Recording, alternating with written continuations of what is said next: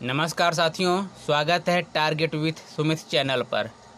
आज हम लेकर आए हैं आप लोगों के लिए डीएलएड फोर्थ सेमेस्टर का विज्ञान।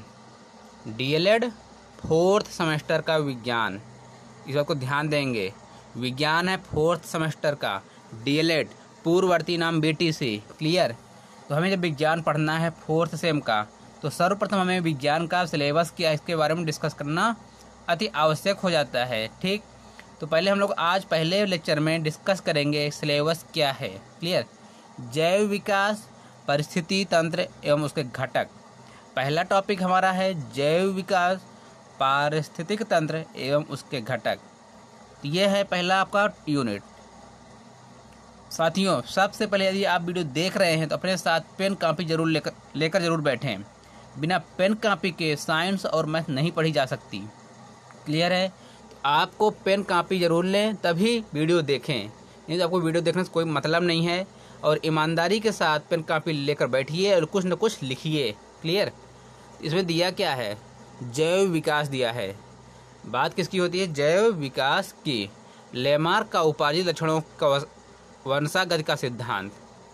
इसमें लेमार्क के उपार्जित लक्षणों की वंशागत का सिद्धांत है। डार्विन का प्राकृतिक का सिद्धांत है। जैव विकास का उत्परिवर्तन का सिद्धांत है। जैव विकास के प्रमाण का सिद्धांत है। पारिस्थितिकी है, पारिस्थितिक तंत्र है। ये सभी टॉपिक इस आपके पहले यूनिट में हैं। ठीक, आप अपने नोटबुक में ये सिलेबस लिख लीजिए। दूसरा है खनिज एवं धातु। दूसरा जो यूनिट है मिनरल्स एंड मेटल। इसमें खनिज, उनके खनिजों के प्रकार, धातु अधातु जितने भी हैं वो सब इसमें डिस्कस किए जाएंगे। जैसे खनिज, खनिजों के प्रकार, खनिज से समाज को लाभ, खनिज दोहन के प्रभावों या दुष्प्रभावों को समझना है। धातु एवं अधातु, धातुओं का वर्गीकरण, धातु अयस्क एवं धातु निष्कर्षण, कुछ प्रमुख धातुओं का निष्कर्षण, धातु और अधातु में अंतर पढ़ेंगे, धातुओं एवं अधातुओं के उदाहरण पढ़ेंगे, मिश्र धातु तथा इसका उपयोग पढ़ेंगे, मिश्र धातुओं की उपयोगिता, उत्कृष्ट एवं उनसे संबंधित प्रश्नों को पढ़ेंगे। क्लियर? ये रहा सेकेंड यूनिट। तीसरा है आपका बहुत महत्वपूर्ण है, सबके लिए बहुत रोचक होगा। अब सबको पता है ना, विज्ञान विषय काफ़ी रोचक होता है, तो पढ़ने में मज़ा आएगा। फ्रेंड्स, साथ में रहिएगा।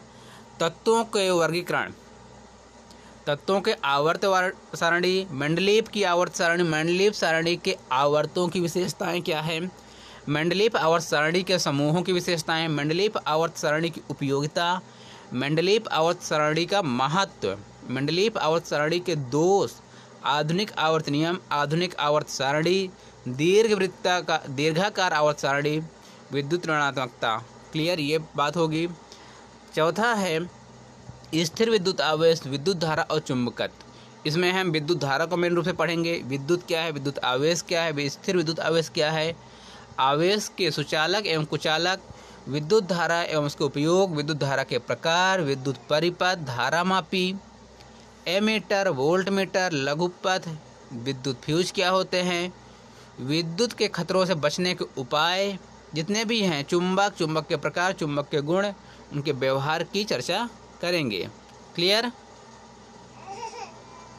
पांचवा पॉइंट रहेगा आपको, पांचवी यूनिट, रक्त परिसंचना, रक्त की संरचना क्या रहेगी, रक्त की संरचना। इसमें रक्त क्या संरचना के बारे में पढ़ेंगे, रक्त का महत्व, रक्त कहाँ जमता है, धमनी शिरा पढ़ेंगे।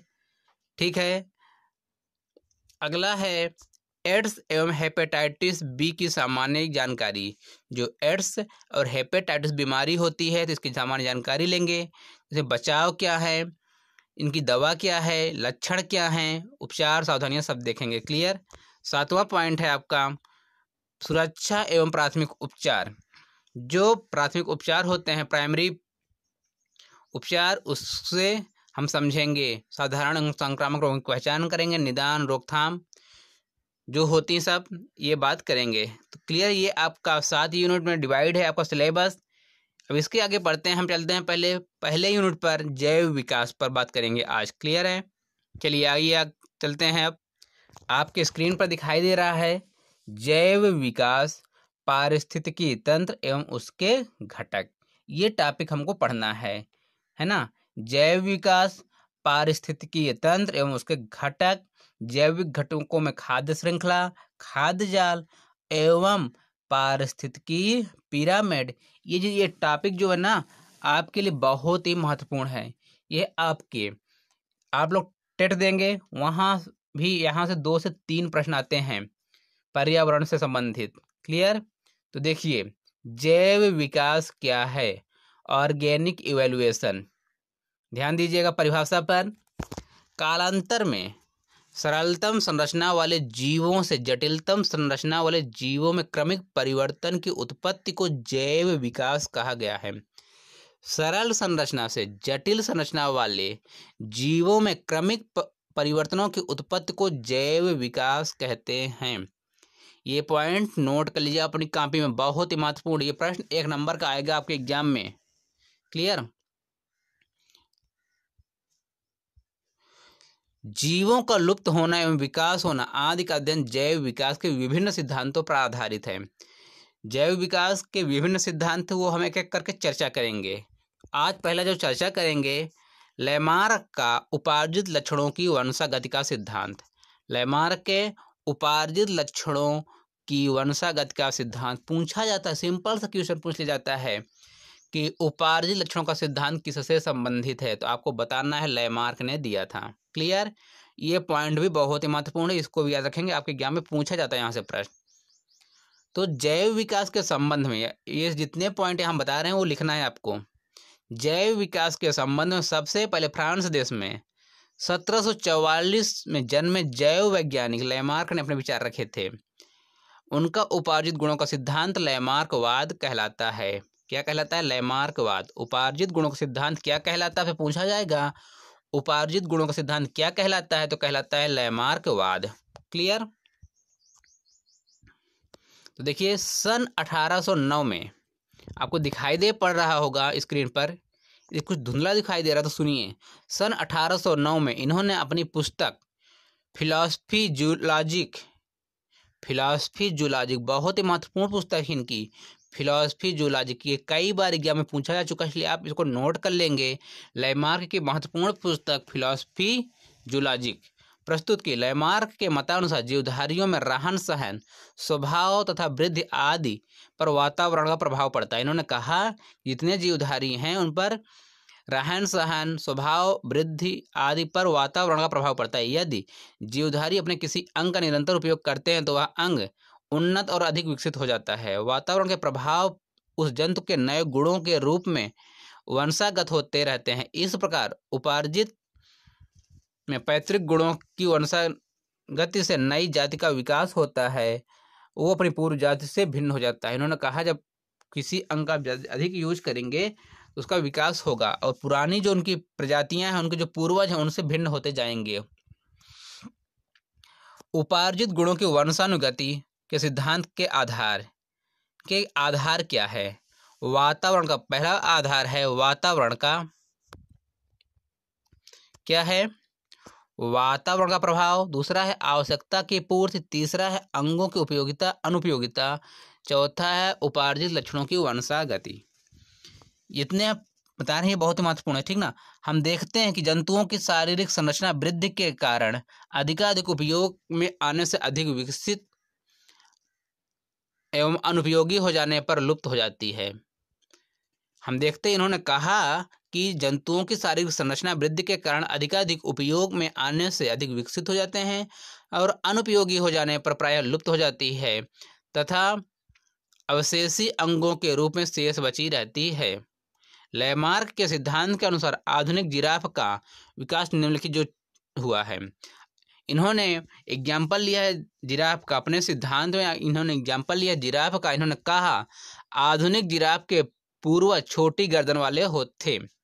इन्होंने कहा जो आज का जिराफ है उसके पूर्वज छोटी गर्दन वाले थे। वे ऊंची टहनियों तक पहुंचने के लिए लंबी गर्दन को खींचने का प्रयत्न करते थे। जब उनकी गर्दन पहले छोटी थी, यदि कोई पेड़ उनकी टहनियाँ ऊपर तो वो खींचने का प्रयत्न करते थे। इस प्रक्रिया से काल क्रम में इनकी गर्दन थोड़ी लंबी हो गई। इन्होंने बोला कि इस बार जब ऊपर करते गए तो इनकी गर्दन लंबी होती गई। यह उपार्जित लक्षण अगली पीढ़ी में चला गया और इसमें सुधार भी हुए। ऐसे अनेक पीढ़ियों के संचित प्रयास से वर्तमान जिराफ वर्तमान जिराफ की गर्दन लंबी हो गई है। इन्होंने कहा ऐसे करते करते अब जिराफ की जो गर्दन है लंबी हो गई है। आप इस चित्र की सहायता से समझ सकते हैं। ये देखिए, पहले इस जिराफ की गर्दन छोटी थी, ये नहीं पहुंच पाता था पत्तियों तक, फिर धीरे धीरे और लंबी हुई, फिर इतनी लंबी हुई जो वर्तमान में की स्थिति में है। इनका कहना यह था। समझ में आया इनका सिद्धांत कि यदि आप किसी शरीर के अंग का उपयोग अधिक करेंगे तो वो बड़ा होगा, उसका वृद्धि होगा। यदि उपयोग नहीं करेंगे तो वो लुप्त हो जाएगा, अवशोषी अंगों के रूप में बचा रहेगा। ठीक, अब इन्होंने अपनी सिद्धांत तो दे दिया। भाई किसी ने सिद्धांत दिया तो उसमें कुछ कमियां भी होंगी। तो आइए देखते हैं इनमें कमियां क्या थी, लैमार्कवाद की कमियां क्या थी। लैमार्क की आलोचना में दिए गए मत इस प्रकार हैं। क्योंकि लैमार्कवाद ने पहले दिया अपना मत सिद्धांत, फिर इसमें आलोचना हुई, इन पर विचार विमर्श किया गया क्या सही है गलत। तो पहला पॉइंट, भारत में सदियों से नाक कान छेदे जाते हैं परंतु यह लक्षण वंशानुगत नहीं हुआ। ये बताया गया कि भारत में मनुष्यों के कान और नाक छेदे जाते हैं, वंशानुगत नहीं हुआ। क्योंकि जब बार बार हर बार कान छेदे जाते हैं, कोई बच्चा जन्म लेता है तो कान छेदे जाते हैं, तो कान छेदा हुआ नाक छेदा हुआ इंसान पैदा होना चाहिए। इनका तो कहना यही है ना, जिसका यूज करेंगे उसका विकास होगा और फिर वो वंशानुगत हो जाता है। लेकिन इस कंडीशन पर तो नहीं हुआ कि उनके कान नाक छेदे पहले बच्चे पैदा होते हैं, ऐसा भी नहीं। इन्होंने कहा वंशानुगत होता है। जैसे इन्होंने कहा जिराफ पहले गर्दन छोटी थी, फिर बड़ी हुई, फिर और बड़ी हुई। लेकिन पहलवान का बेटा स्वतः पहलवान तो नहीं बन जाता कि ये वंशानुगत है कि पहलवान है तो उसका बेटा भी पहलवान पैदा होगा, वह भी पहलवान हो जाएगा, ऐसा नहीं है। यहाँ पर इनका थ्योरी फेल हो रही है। क्लियर। सन 1910 में सुमनर नामक वैज्ञानिक ने दावा किया कि गर्म वातावरण में पाले गए चूहों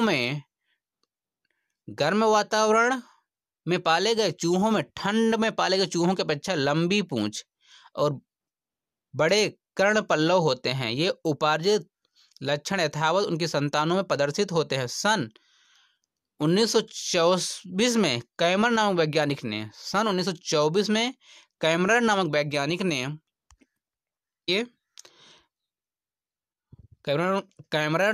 ने कहा कि छिपकलियों के शरीर में विभिन्न ताप, आपको स्क्रीन पर दिखाई दे रहा होगा, ना दिखाई दे तो सुनिए। कहा कि छिपकलियों के शरीर में विभिन्न ताप, नमी एवं प्रकाश के कारण बदले हुए लक्षण उनकी संतानों में प्रदर्शित होते हैं। लैमार्क के अनुसार सांपों का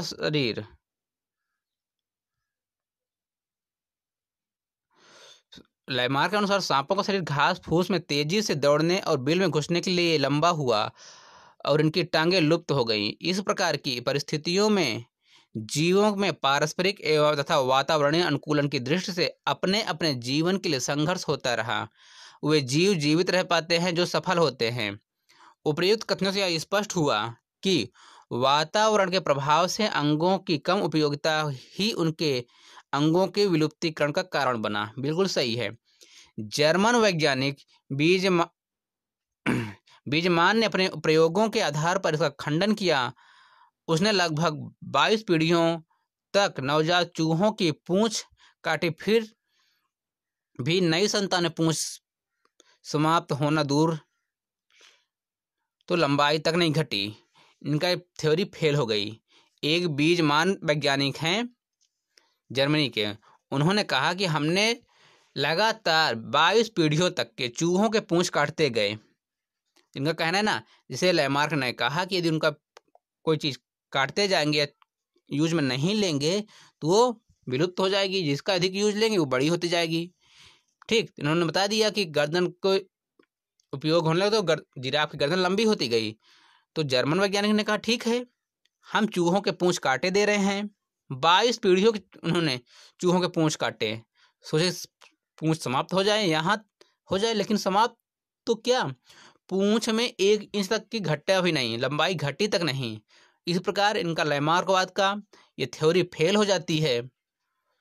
तो आपको समझ में आया लैमार्कवाद का थ्योरी सिद्धांत।